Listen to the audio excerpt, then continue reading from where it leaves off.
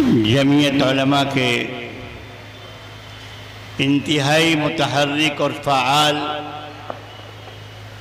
وسطی زون کے general secretary ہم سب کے مخدوم جناب حضرت مولانا مفتی ظفر احمد صاحب قاسمی دامت برکاتہم، جو سرزمین شمس آباد سے تشریف لائے ہیں، میں ان سے گزارش کرتا ہوں تشریف لائیں اور 5 منٹ میں اپنے خیالات کا اظہار فرمائیں۔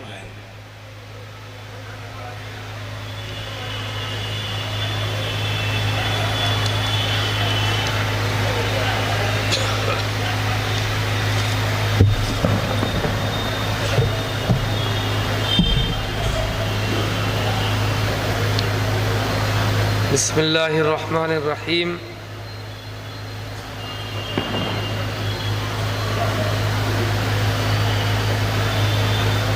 الیوم اکملت لکم دینکم واتممت علیکم نعمتی ورضیت لکم الاسلام دینا۔ صدق اللہ العظیم۔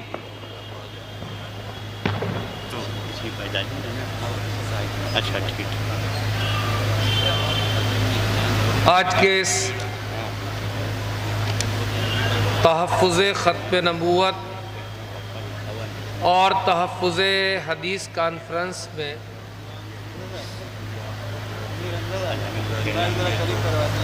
جتنے بھی حضرات تشریف لائے ہوئے ہیں، ان کی خدمت میں ایک ضروری بات، ایک گزارش کرنی ہے۔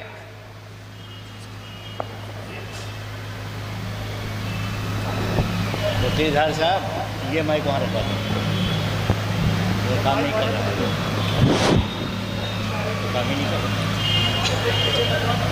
یہ اس زمانے کی بات ہے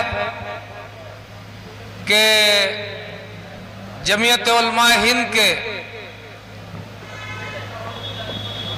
سابق صدر فدائے ملت حضرت مولانا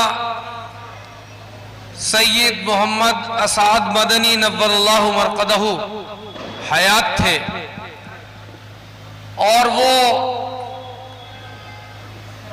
اس طرح کے فتنوں کے تعاقب کے لیے اور ان فتنوں کی سرکوبی کے لیے بہت زیادہ سرگرم عمل رہتے تھے اور پورے ملک کے علماء کو اس کی طرف متوجہ کرتے تھے۔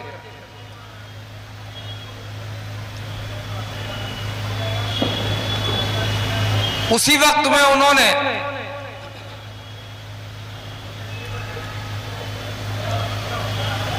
اردو پارک جامع مسجد دہلی میں ایک کانفرنس اسی نام سے، اسی عنوان سے، جو آج مجاہد ابن مجاہد حضرت مولانا امین الحق عبداللہ صاحب نے منعقد کی ہے، ختم نبوت کے تحفظ کے عنوان سے کانفرنس منعقد ہوئی، اور اس دور میں ہمارے جو اکابرین حیات تھے وہ سارے اکابرین دہلی کی اس کانفرنس میں جمع ہوئے۔ ہم لوگوں کی طالب علمی کا دور تھا۔ حضرت فدائے ملت رحمت اللہ علیہ نے خطبہ صدارت پڑھا۔ اس خطبہ صدارت میں ایک جملہ آیا جس کو ہم بار بار سنتے رہے، بہت مرتبہ سنا۔ اردو کا یہ جملہ تھا کہ یہ جو مرزا ملعون ہے یہ انگریز کا خود کاشتہ پودا ہے۔ تو طالب علم ہونے کی وجہ سے ہم نے یہ کہا کہ بھئی اس نے جھوٹے دعوے کیے، لوگوں کے ساتھ دجل کیا، فریب کیا، اور جناب رسول اللہ صلی اللہ علیہ وسلم کے ناموس پر اس گستاخ اور بد کردار شخص نے حملہ کیا۔ یہ انگریز بیچ میں کہاں سے آ گیا؟ حضرت فدائے ملت کہتے ہیں کہ انگریز کا خود کاشتہ پودا.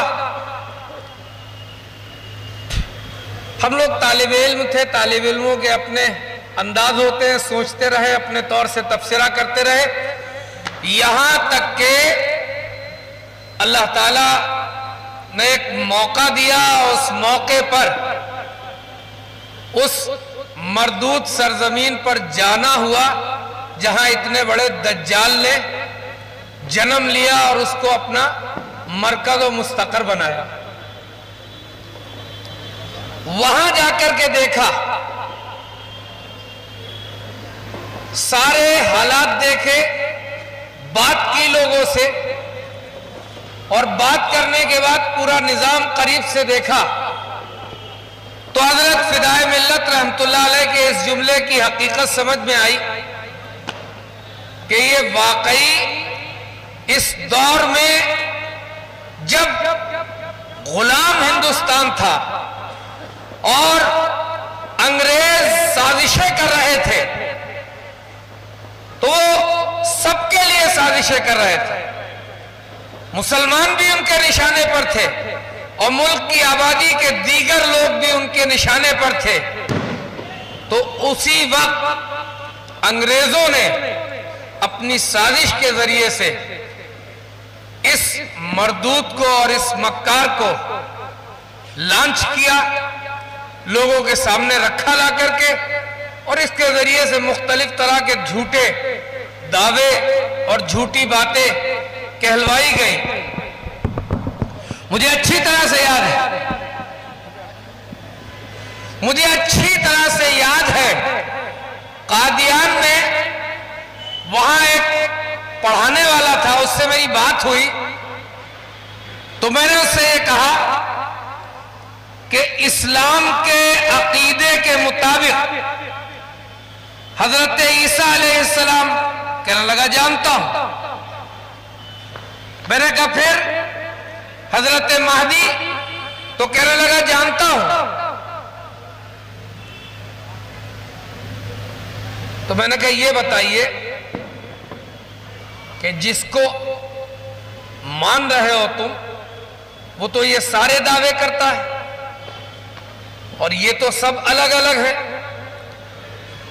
تو اس نے جواب دیا، کہنے لگا مولانا آپ سمجھے نہیں، حقیقت یہ ہے کہ یہ ساری چیزیں الگ الگ بھی ہیں، لیکن جس طرح سے چائے، چینی، دودھ ملا کر کے سب ایک کر دیا جاتا ہے ویسے یہ ایک ہو گئے. تو میں نے کہا کہ میری سمجھ میں آ گیا، میرے اکابرین جو کہتے ہیں کہ تمہیں انگریز نے پیدا کیا، تو آج یہ سمجھ میں آیا کہ تم واقعی انگریز کی پیداوار ہو. کیونکہ عیسائیت جو ہے حضرت عیسیٰ علیہ السلام کے بارے میں، حضرت مریم کے بارے میں الوہیت کا عقیدہ رکھتی ہے، اور اللہ تعالیٰ کے بارے میں بھی ان کا یہ عقیدہ ہے. تو جب ان سے یہ کہا جاتا ہے کہ خدا تو تین ہوئے، تو وہ یہ کہتے ہیں کہ یہ الگ نہیں، یہ سارے مل کر کے ایک ہے. اقانیم ثلاثہ، یہ ایک ہے، الگ الگ نہیں ہے. اس سے یہ سمجھ میں آیا کہ تمہاری پیداوار بھی وہیں سے ہے. اسی لیے 1857 میں جو آزادی کی لڑائی لڑی گئی، جو جہاد آزادی ہوا جسے انگریزوں نے غدر کا نام دیا، اس غدر کی لڑائی میں قادیانی کے دادا نے اپنی جیب خاص سے پیسے دیے اور لکھا، اس نے خود لکھا کہ میرا دادا انگریزی گورنمنٹ کا بڑا وفادار تھا اور اس نے اپنی گوٹ سے، اپنی جیب سے پیسے دے کر کے مدد کیے. گورنمنٹ برطانیہ جو ہے وہ ہماری محسن ہے، احسان مند ہے. ہم اس کے خلاف جتنے بھی لوگ ہیں ان کو مٹانے کے لیے کام کریں گے، ان کو باقی نہیں رہنے دیں گے. میں ہندوستان میں بسنے والے دیگر لوگوں سے بھی یہ کہنا چاہتا ہوں کہ ختم نبوت کے حوالے سے، جناب رسول اللہ کے ناموس کے حوالے سے آپ یہ کہہ سکتے ہیں مسلمانوں سے متعلق ہے، لیکن اس بھڑکتی ہوئی آگ میں اگر آپ تیل ڈال رہے ہیں تو آپ اچھی طرح سے سمجھ لیجئے کہ یہ وہ گروہ ہے، یہ وہ فتنہ ہے جس نے ملک کی آزادی کے خلاف ریشہ دوانیاں کی، ملک کے خلاف جاسوسی کی۔ یہ دیش دروہی لوگ ہیں، غدار لوگ ہیں، انہیں کسی قیمت پر کسی کونے میں پناہ نہیں ملنی چاہیے۔ اور اگر برادران وطن ان کے لیے کوئی نرم گوشہ رکھتے ہیں تو ان کو یہ معلوم ہونا چاہیے کہ دیش دروہیوں کو پناہ دینا، ان کی حمایت کرنا کتنا بڑا اپرادھ ہے، کتنا بڑا جرم ہے۔ اس لیے ہماری اور آپ کی یہ بھی ذمہ داری ہے کہ اس فتنے کے لیے اسلامی نقطۂ نظر سے وضاحت کے ساتھ ساتھ یہ بھی بات سامنے رکھی جائے کہ کس طرح سے برٹش امپائر نے بھارت کے لیے، ہندوستان کے لیے ان بدبختوں کا، ان بدنصیبوں کا غلط استعمال کیا، اور یہ بات بھی لوگوں تک پہنچائی جائے اور یہ بتایا جائے کہ ان کی حمایت در حقیقت وطن کے غداروں کی حمایت ہے۔ اللہ تعالیٰ سے دعا کریں اور یہ نیت کریں کہ جب تک زندہ رہیں گے، عقیدہ ختم نبوت کے ساتھ زندہ رہیں گے، اور کسی بھی طرح کے حالات آئے تو اس عزم کے ساتھ رہیں گے کہ ہم اس عقیدے پر اپنی جان قربان کر دیں گے۔ انشاءاللہ۔ جزاک اللہ۔